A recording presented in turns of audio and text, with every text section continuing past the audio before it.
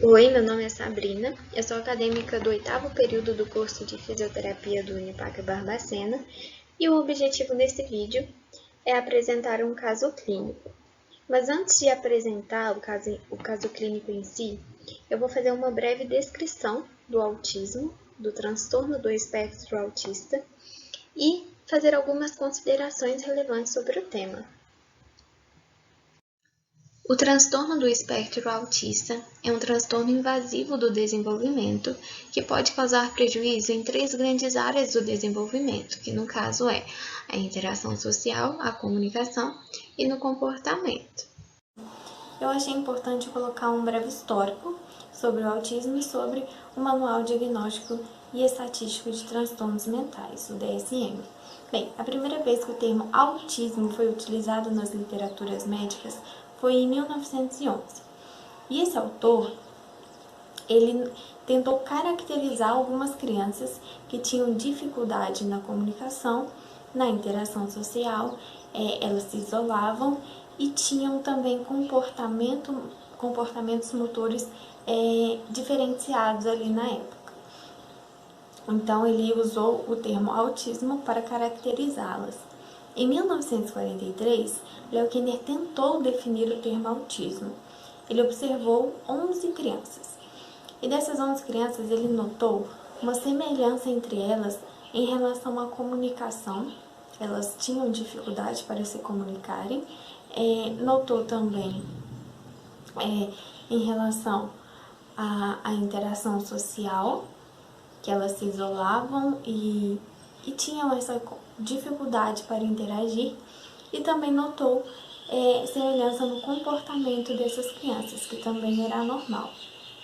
Então, ele tentou definir o termo autismo e em 1944, Hans Asperger também tentou definir, ele teve um estudo semelhante e ele popularizou esse estudo.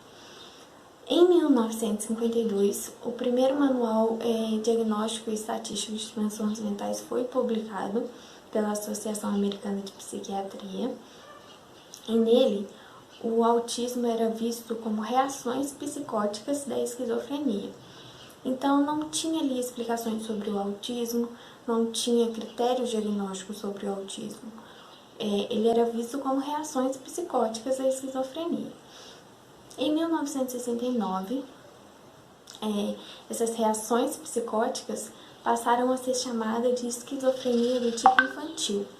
Então, o autismo ele era como um subgrupo da esquizofrenia. Os sintomas de autismo eram vistos como esquizofrenia do tipo infantil. Em 1980, na terceira publicação do Manual Estatístico e Diagnóstico de Transtornos Mentais, eles listaram o autismo infantil como uma categoria dos transtornos globais do desenvolvimento. E na revisão que fizeram dessa terceira publicação, em 1987, eles abordaram o transtorno autista. Então, finalmente, o autismo começa a ganhar explicações, começa a ganhar critérios diagnósticos. Então, essa terceira publicação é considerada um marco para compreender ali o diagnóstico do autismo e como é esse transtorno. E em 2002, na quarta publicação, eles colocaram que para ser definido o transtorno global do desenvolvimento, era necessário prejuízo em 3 grandes áreas do desenvolvimento, no caso, a comunicação, a interação social e o comportamento. E listaram também 16 critérios detalhados para o diagnóstico de autismo. E para um indivíduo ser diagnosticado com autismo, ele tinha que ter pelo menos 6 desses critérios, sendo que 2 precisavam ser, pelo menos 2, precisavam ser relacionados à interação social, pelo menos 1 relacionado à comunicação e pelo menos 1 relacionado ao comportamento.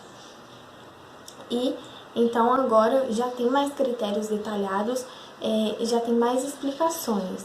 Por isso essa evolução ali no termo e no diagnóstico, Em 2014, na 5ª publicação do manual, eles juntaram todos os subgrupos de autismo e em um só espectro.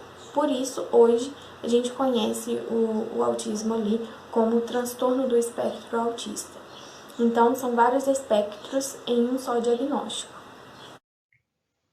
Então, já que ocorre esse prejuízo nas 3 grandes áreas do desenvolvimento, até como já foi apresentado na questão do manual diagnóstico, eles listaram alguns critérios e é comum então observar nos indivíduos com autismo que eles se comportem de uma maneira diferenciada. Geralmente, eles são mais voltados para si mesmos, não estabelecem contato visual nem com as pessoas, nem com o ambiente em que estão.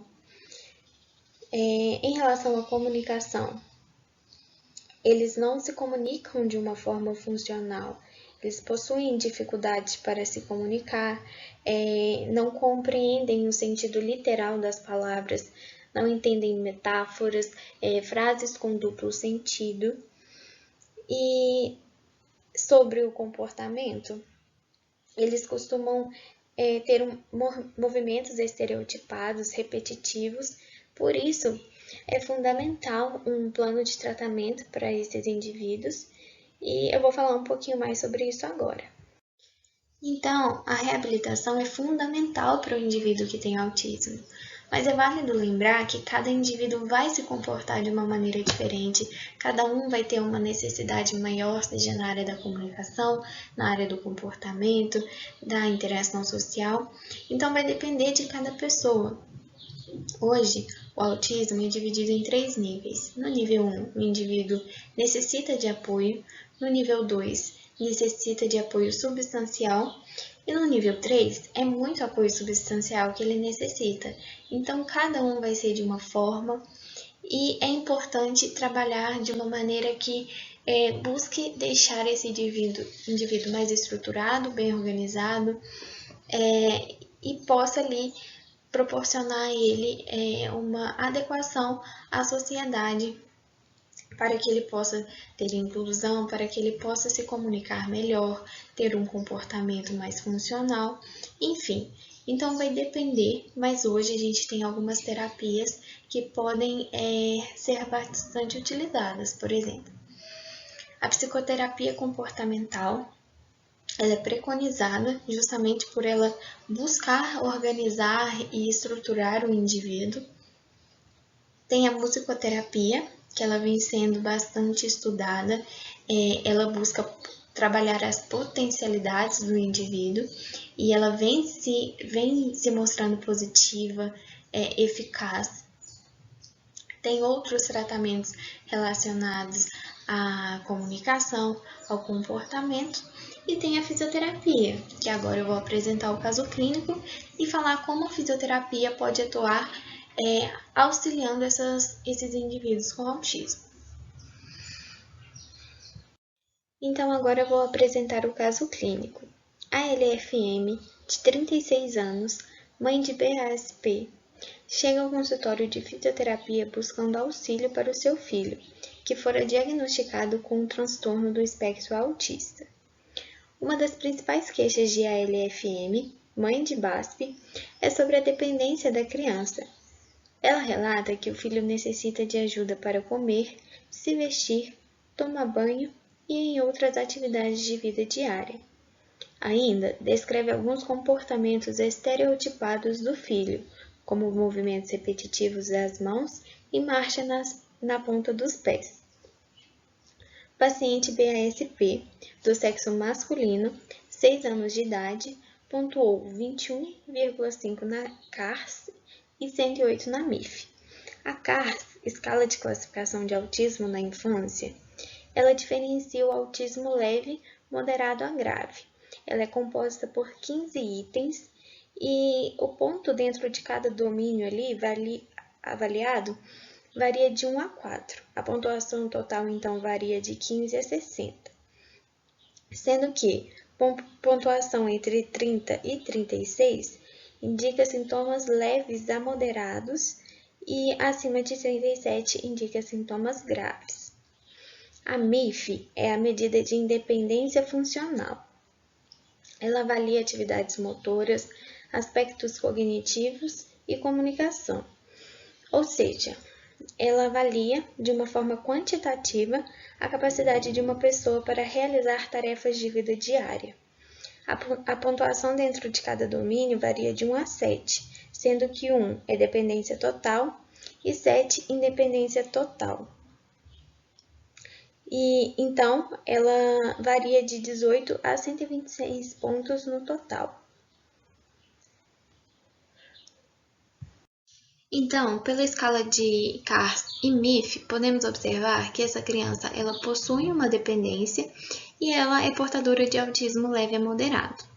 Em relação aos objetivos do tratamento, é importante, então, para esse indivíduo realizar a modulação de tônus muscular, o fortalecimento da musculatura de membro inferior e membro superior, realizar a dissociação de cintura escapular e pélvica, melhora de equilíbrio, coordenação motora fina e propriocepção, melhora na autoconfiança e a autoestima, aumentar a independência funcional, principalmente, até porque é uma das queixas principais dessa mãe, e realizar o treino de marcha. Então, para obter os objetivos traçados, o plano de tratamento pode conter atividades lúdicas envolvendo a habilidade de rolar e sentar, chutar bolas, pular no bozu, para assim trabalhar o equilíbrio, trabalhar o fortalecimento de membro inferior e superior dessa criança.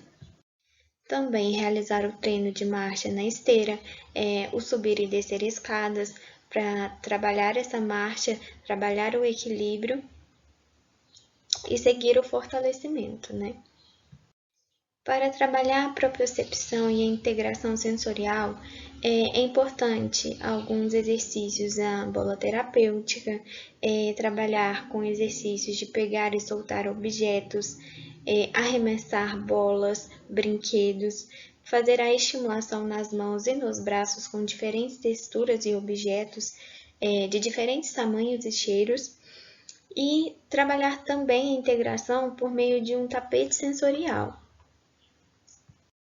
E pode ser utilizado também o método Bobat, que é utilizado para dar simetria ao corpo, trabalhar o tônus muscular, estimular equilíbrio e aprimorar a deambulação, entre outros efeitos positivos para essa criança. E aqui, só para finalizar, eu coloquei uma curiosidade bastante interessante, já que ultimamente nós podemos observar notícias como essas nas mídias. Há alguns anos, um pesquisador publicou um estudo relacionando a tríplice viral com o surgimento do autismo, com o desencadeamento do autismo. Um tempo depois, algumas pessoas foram comprovar o que tinha acontecido nesse estudo, foram investigar e repararam que tinha resultados equivocados. E aí perceberam que esse pesquisador ele foi movido a questões financeiras, ele alterou esse resultado, só que ficou essa impressão na sociedade e hoje a gente percebe esse movimento anti-vacina, essa resistência à vacinação, e o que provoca uma ameaça à saúde mundial, já que casos de doenças que já estavam erradicadas estão retornando, como o sarampo, a varíola, a rubéola, enfim. E é por isso que eu peguei um artigo só para pontuar aí se é verdade ou não essa relação. Então, eu peguei esse artigo, que foi realizado com 657.461 crianças na Dinamarca, e eles analisaram ali fatores de riscos, fatores dos pais, analisaram outras vacinas que essas crianças já haviam tomado, o período que essas crianças tomaram a vacina e, em conclusão, eles estabeleceram que não há a menor ligação entre a vacinação da tríplice viral e O autismo, esse estudo é super confiável, até pela metodologia que os autores tiveram. Eles foram super criteriosos para estabelecer todas as análises do estudo, então é super confiável e não há a menor ligação entre a tríplice viral e o autismo. E é isso, obrigada por assistir!